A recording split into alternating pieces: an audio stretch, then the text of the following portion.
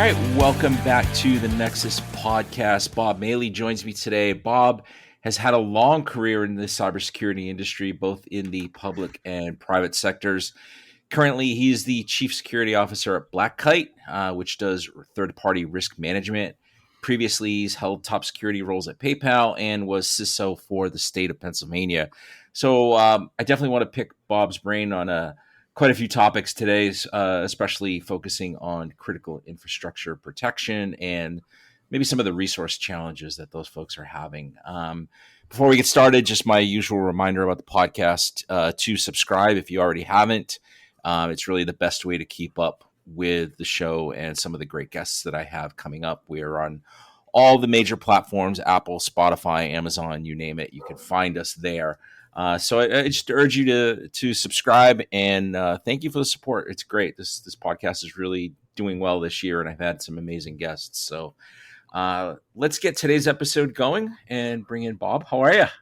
I'm doing real well. And just one real quick, so you don't get any hate from people who live in Pennsylvania. It's the Commonwealth of Pennsylvania, not the state. Damn it. As somebody who lives in a Commonwealth, I should have known better. So tell me a little bit about your role right now. I know, the two of us have been in cybersecurity in one fashion or another for a long time, but tell me about what you're doing now these days. Well, it's something I had never done before. It's the first time I ever was in a startup. I had an opportunity almost 7 years ago to do it, and I like doing things I haven't done before, and so I got brought in during the seed round of funding, employee number 4. So all things security, compliance, IT, anything like that is falls under my bailiwick for quite a few. It was just me as the company was growing, but we've grown pretty good. So now we've got team members doing all the things that I used to do all by myself.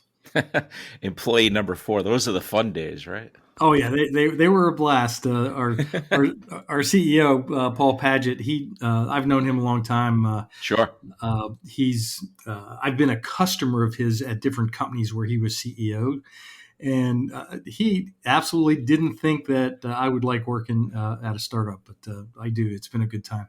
Yeah, it is a big transition from kind of that, especially public sector, I would imagine. Oh yeah, very different. Yeah. I just kind of like I said at the outset, hoping to kind of pick your brain on a bunch of stuff, and my audience is very heavily involved in critical infrastructure and OT and cyber physical systems and so forth. So I'm just curious in terms of your perspective on, especially the resource challenges that critical infrastructure operators are facing around cybersecurity. What are you seeing? What are you hearing? Well, it's not just in critical infrastructure. I think there's that resource challenge everywhere. It's I've blogged about the concept that we're facing right now. The battle that we're in, with bad actors, and they are far more agile than us. They are more resilient. They can pivot, and seems like sometimes they have better resources in a lot of places too. So that's the lay of the battlefield, and we have an opportunity, I think, to change how we've done things in the past. Especially in the private sector, critical infrastructure. We're in the process of going through our FedRAMP authorization right now, and you want to talk about something that is anti-agility, is that entire process. And I see there's a lot of really good cybersecurity companies out there that don't really see the value of the spend, the effort to go through that just to get FedRAMP ATO so they can get federal business. So, those agencies out there, I think they're missing out on a lot of opportunity to use some really cool stuff in that. Got to be compliant as opposed to let's focus on how do we actually win the battle. Right. I mean, we don't want to get political, but I'm sure there's volatility in the government right now is not helping that entire process around FedRAMP. Well, I think it's the way our government is made. There's volatility in our Yeah. government every 4 or 8 years, federal, state. I saw that when I was at the state. When the governor changed, then there's a whole new slew of agency secretaries that come in and they bring in all of their capos and things get changed, and trying to navigate through that. I think that's interesting to watch the career path of a lot of people in government. That there's a reason why a lot of folks don't stay in state government because of that volatility, and they move on into the private sector. Mm-hmm. Just to go back to the challenges around critical infrastructure, I get the feeling that the answer to the question I'm about to ask is all of the above, but is it a people issue? Is it a technology issue? Is it a compliance issue? Where are the big struggles? It's a strategy issue. Okay. I really think that's the bottom line. And what I mean by that is that, compliance is not a strategy. Compliance is something that we've learned that those in power are very concerned about. Can we show that we did everything that we were supposed to do? And a compliance checklist is the best way to do that. And, any CISO, anybody in cybersecurity, that has any value whatsoever, they all understand out of the box that, compliance is a baseline. It has absolutely nothing to do with the ultimate goal of protecting the enterprise or the infrastructure. And that's where I think that the challenge is in that strategic view is that the effort to be compliant sometimes outweighs what we really need to do, the agility, a strategic agility that we have to have in order to fight the battle we're in. Mm-hmm. And on the technology front, I mean, you hear a lot about legacy technology kind of holding some firms back, especially around security. What's your take on like this whole legacy issue, the technical debt within critical infrastructure, and how much of that is part of these challenges? Well, it's always part of it. I know. I remember an incident at when I was at the Commonwealth that all of a sudden a Windows 95 box shows up on the network and it's infected, and it's like, what is this? There is, Windows 95 is not allowed. It's not supposed to be there. But we investigated, and what the result was when they built the new Department of Transportation headquarters in Harrisburg. The atrium, was magnificent. I forget how many stories high it was, but it was horrible because of the echoes. So they put in an echo cancellation system that was run by a Windows 95 computer. And it sat there for years running things well until a well-intentioned technician saw, oh, this is out of date. Let me plug it into the network and update it. Oh, boy. So, guess what? You couldn't get rid of the box, without replacing the entire system. So, yeah, there's legacy there, but you've got to figure out mitigating controls in order to keep it secure. And in that particular case, we super glued the Ethernet port on the box, so it can never get plugged in again. But that's the agility that you have to think. And yeah, the tech debt is there, the legacy is there, but sometimes updating technology is a daunting task, because in the past it's been built without any thought for the future. And right. It's a lot of places, when patches come out, the patching process takes a long time because, well, business is business and it has to continue to operate. Infrastructure can't go down. And if you patch the technology that runs the infrastructure and the patches break it and take it down, from a certain point of view, that might be worse than it actually being attacked. Right. So it's that challenge that we've really got to become agile on how we do that. We have to be aware of it. We can't just automatically say, "Oh, well, your systems are unpatched, so therefore you're horrible." That's not necessarily the case. It's the case if you don't have any mitigating controls in place to solve that. But we have to look at it from just a different view and become more partnership with IT. Yeah, I mean, your anecdote really sums up what happens in OT with control systems. And this stuff runs, and the production line works, and it runs, and these guys are not unplugging that stuff to apply a patch or a firmware update until there's a scheduled downtime. There's no patch Tuesday for these guys, and that really sums it up. It's now things have changed a lot since the move to the cloud. Obviously, that's different, but still, there is that legacy tech. And I remember working at an agency in the Commonwealth, and the IT manager, when I started there, we went back into the server room, and he showed me the wiring cage, and it looked like Niagara Falls. There was the cables were, it was crazy. And there was a big sign there: "Do not touch," because if you touch it, something might break. But again, that's the challenge, that you start out and you start doing things, and they build on top of each other, and then you're in a situation where, we really need to fix all this, but how do you do that? In OT, I think that's a big problem as well. Right.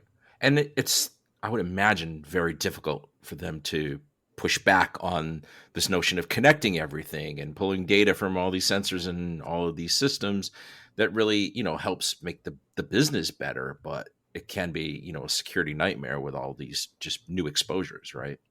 Yeah, the bigger the attack surface gets, the more exposure you have, and but then there's the downside. When I was at the Commonwealth, we had it was an interesting case. The water companies in Pennsylvania, they didn't fall under the state government, so it wasn't my responsibility.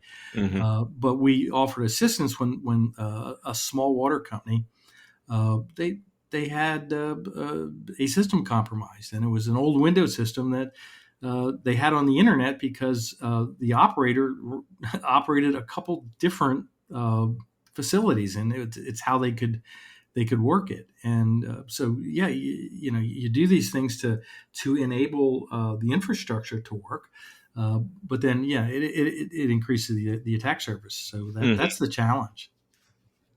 I'm glad you brought up water as a sector, and it's not alone. It's not the only sector, but some of them, water in particular, always seem to be called out as being insecure and very resource strapped. Is that just kind of a function of there's just so many small water utilities, for example, servicing so many small communities in this country that it's really hard to kind of stretch the resources that far? I mean, what's the reality for those organizations? Yeah, the reality is that they are pressured. Everything's pressured.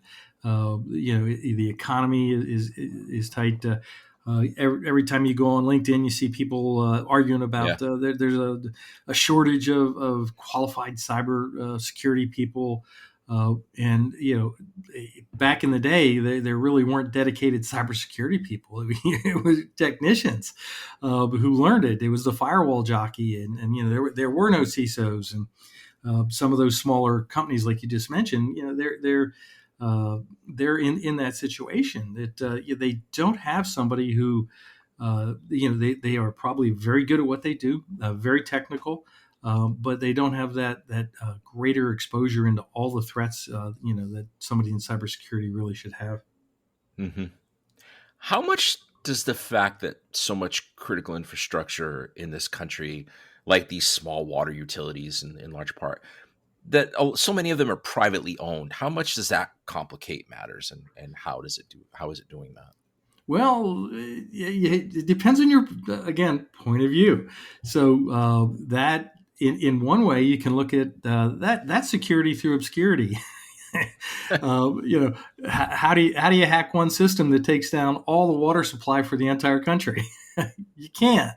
It's the individuals, and I'm not making light of if a smaller there's a lot of people that could be affected, obviously, but so you have both sides of the coin. If you make it an entire countrywide sole operator, then there's concentration of risks there. So I think instead of trying to change all that, is how can you help those small private operators get better?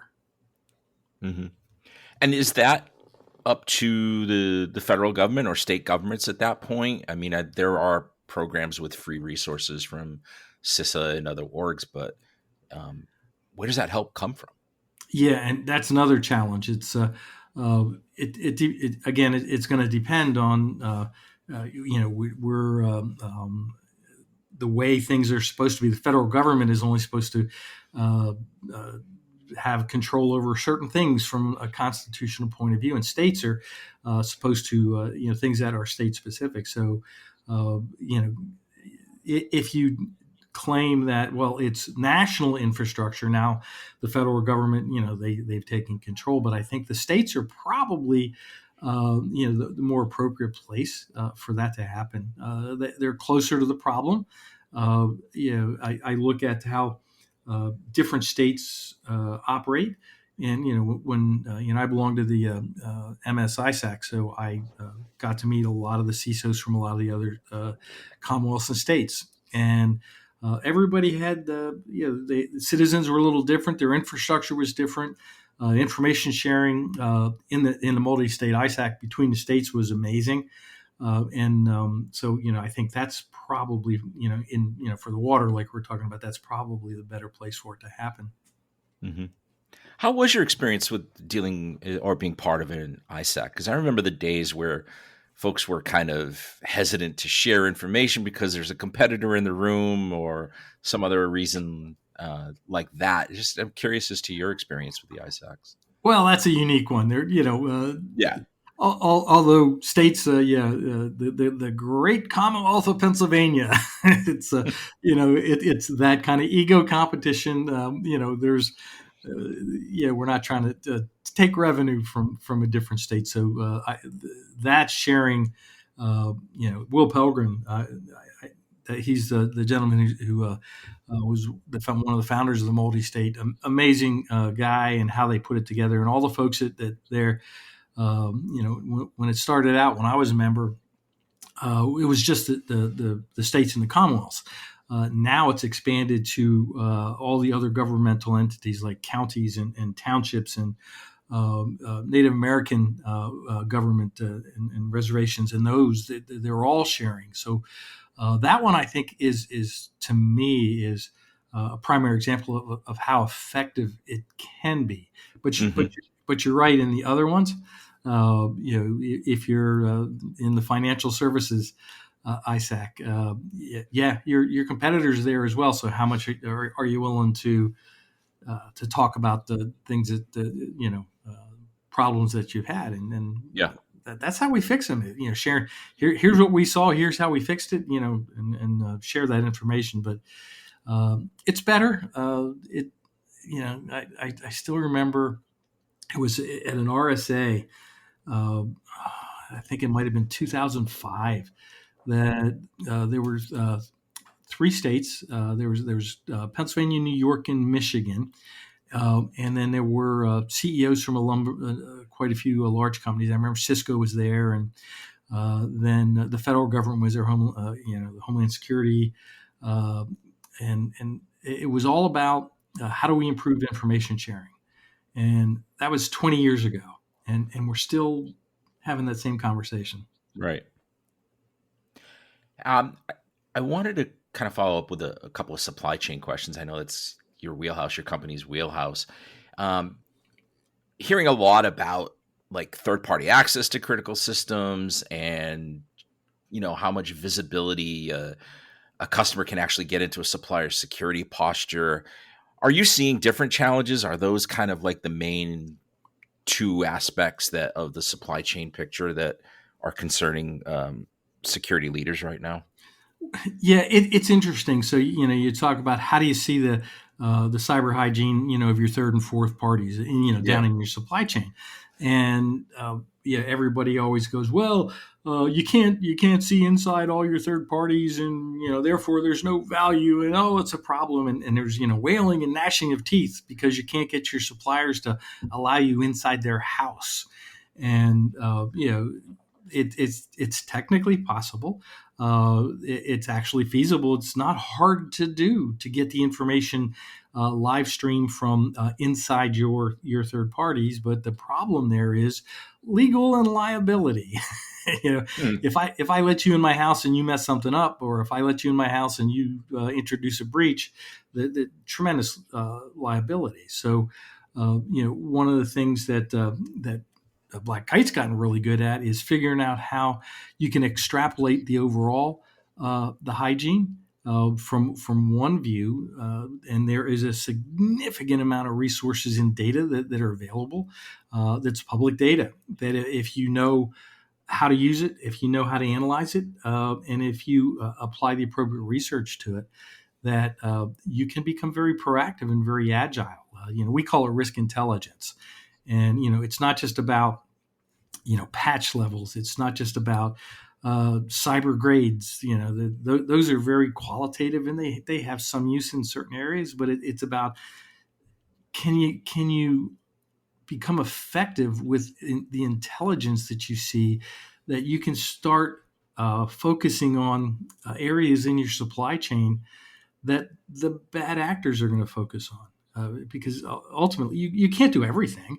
There's absolutely, as a CISO, just in your own house, the amount of work that CISOs and their organizations do to protect their own houses is massive.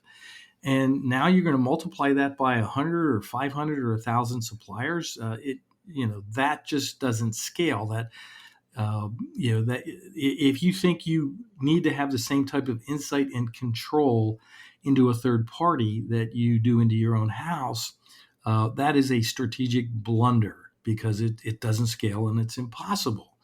But if you can take certain pieces of information and effectively do the research, where you can see, okay, well, bad actor A is looking at these 7 vendors.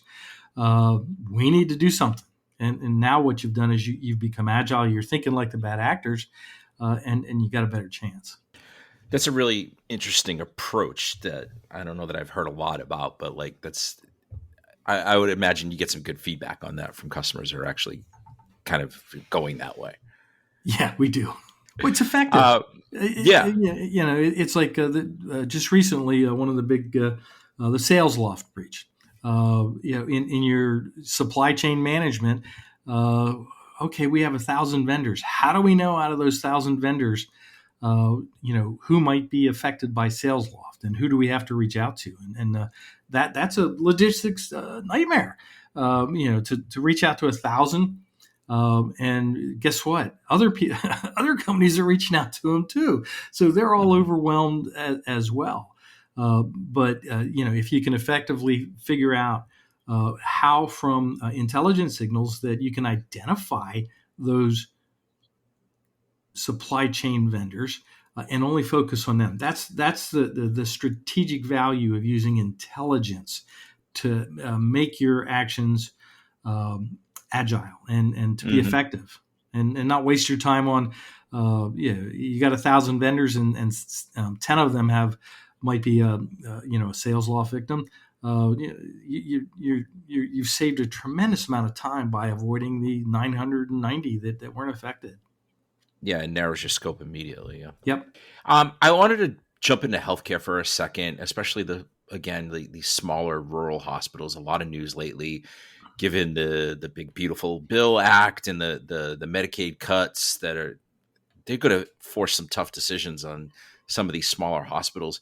As they kind of scrutinize their budgets, do you think cybersecurity improvements or additional resources, you think those are going to get victimized by these cuts? I mean, their focus has to be patient care. Well, it depends on the CISO running the program. Yeah. You know, some CISOs are not very business aware, and it may affect them. They may have using fear, uncertainty, and doubt to get budget, and not as much as it used to be. But those CISOs, I think they might have a challenge. But CISOs that are already connecting what they do to the business of healthcare. So I'm all about, and I talked a little bit about the qualitative view. I'm about quantification of risk, understanding risk in dollars and cents, understanding that exposure, and how does that exposure connect to the bottom line of the business. And in a hospital, what's the bottom line of the business? Lives. Right, it's patient. Right. It's patient care, patient safety. Yeah. Yeah. So if you can show that X, Y, or Z program, here's how it affects downtime of certain systems that'll delay procedures, lost revenue. If you can do that, by doing this, we can prevent. Let's say and I did a little bit of work on this. That if we can prevent one 24-hour ER outage and not cancel 37 procedures, not delay 14 stroke interventions, and not erase 420,000 in net revenue.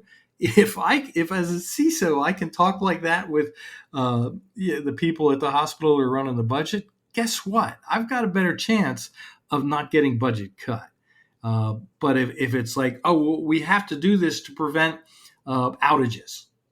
Well, again, what does that mean? So you have to take it to that next step and tie it back and understand, what that outage, how it would affect the hospital and patient care. And that's the bottom line, I think. Wasn't there a congressperson a few years ago that wrote a report basically equating cybersecurity or elevating cybersecurity and patient safety on kind of the same level? And that's a really good illustration of how to make that business case, how to make that argument. Yeah, I'm not familiar with that one, but it makes sense. It's because it does, especially in healthcare. Cybersecurity does affect patient care because their hospitals are so intertwined with technology. I remember before I went to the Commonwealth, I spent a couple years at a regional healthcare facility in IT, and learning the connectivity with third parties and systems, and how fragile that can be. Just IT being fragile. Now, today, 25 years later, now, it's under attack. Cybersecurity, you got to connect it to the patient safety. And there's another prime example of an industry that's connecting everything, medical devices, everything is being connected to the internet, whether it's slowly or rapidly. And, again, just more exposure points as we discussed before. Yeah, and that's not new. I remember one of the systems at the facility, this was in 2000, 2001, was a Citrix system that radiologists, when it was off hours in Pennsylvania and they needed a radiology read, the radiologists in Australia could connect and do the read. So it's not new. It's been here a long time. All right, before we wrap up, I definitely want to tap into your experience with the Commonwealth back in the day and just kind of apply it to today. If you could, like, we're seeing a lot of fragmentation in regulations, a lot of them being pushed to the states off the federal level since the new administration stepped in. What are you seeing there? And from your experience, what would a state or a Commonwealth CISO be in for in terms of this fragmentation? How difficult is that to deal with? I don't think it's any changed, and it's been that way forever. It's the first time that I recall seeing it was when the data breach notification law started coming out. That was mid 2000. It was a 2006 when they started hitting. Every state had their own, And we still don't have a national breach notification, but the states are very effective because primarily they're responsible for their citizens and people that deal with the businesses in the state. So I don't see that. Would it be nice to have a federal regulation around not just breach but anything else? Yeah, it would, but I don't think it's going to happen. I know the big thing right now is AI, and AI regulations a nightmare. Right. I did some research in October last year on how many different frameworks there were that to assess AI. And at the time there were 14. Now there's over 57. And this is globally. And MIT did some research, and they've identified well over 1,000 risks that have to do with AI, and so it just gets more complicated. But if you're agile, if you use the right tools, those things can actually be simplified. Yeah, and like you said at the outset, adversaries see opportunities in these situations, and they're not bound by by laws or budgets, or they're usually their capabilities are just as good or not or better. So yeah, like everybody's worried about bad guys. That AI is going to give them a heads up, and we're not going to be able to keep up with them. But there really haven't been any new novel attacks using AI. But what they have done, and what most people should be doing, is they're using AI to streamline and make what they do better, faster, and more accurate. And that's what they've done. So they're getting better at what they do. They haven't changed their tactics, but their procedures have been improved tremendously through the use of AI. And I think that's the focus that in cybersecurity, the same thing. Yeah, and that's what the defenders are trying to do, make their capabilities a little quicker and a little more efficient with using all this advanced technology. Agree. All right, Bob, I want to thank you so much for coming on the podcast. This is a quick but really enjoyable discussion, and I think people are going to get a lot out of it. So I appreciate your time. My pleasure. All right, thanks again. You have a good day.